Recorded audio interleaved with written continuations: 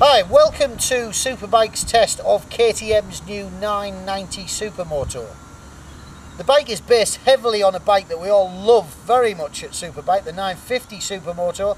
It's got a bigger 999cc engine which is now fuel injected, slightly steeper head angle, half a degree, slightly bigger tank, 1.5 litres, and a bit of a restyle to make it look a bit sharper and more modern. The 950 is a bike, as I've said, that we love very much at Superbike, and with its extra power I think we'll like this one even more. But the proof of the pudding, of course, is in the riding, so let's go and do a bit of that now.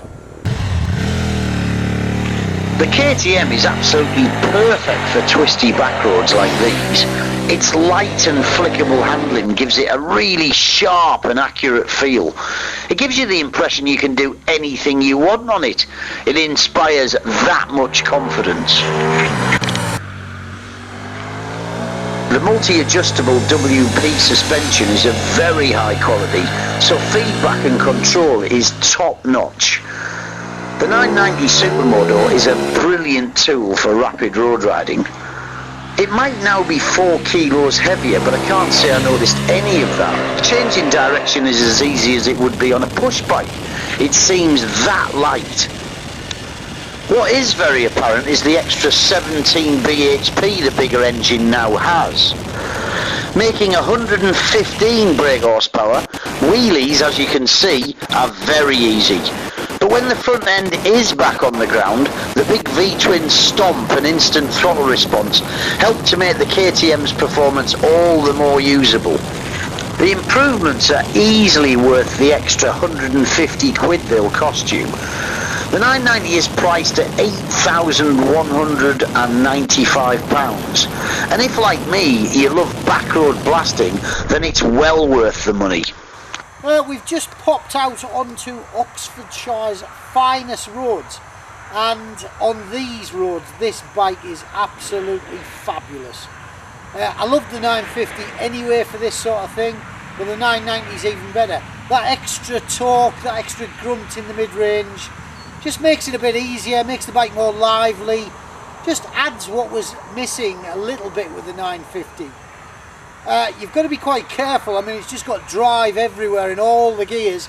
Dead easy on these roads to start wheeling into hedges. The rest of the bike, I don't notice the changes so much. I mean, let's face it, they are quite minimal. Not a problem. It's a very easy bike to manage. It weighs 191 kilos now, but you'd think it weighs about 50 kilos less than that, because you can just chuck it about like a complete toy. As a sports bike for the road, I think this is the one I'd choose every time.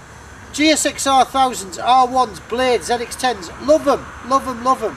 I just think they're a bit too much for the Queen's Highway. This one, you stand a chance of being in a bit better control.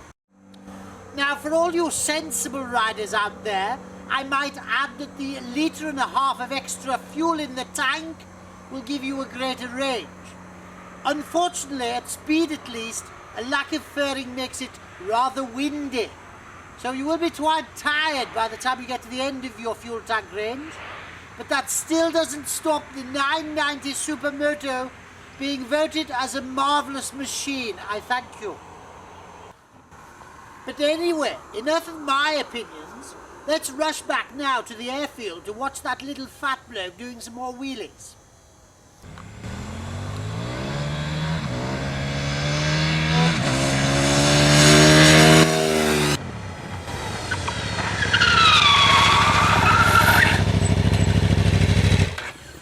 Well, the verdict's pretty straightforward. The 990 is better than the 950. If the 950 gets 9, this definitely gets a 10. The extra horsepower is more than welcome, makes it even more punchier, makes it even more wheelie prone. You can't notice the chassis changes too much, that's not a problem. The 950 was a brilliant handler anyway, as is this. One of my favourite bikes just got even better. But would I own this bike?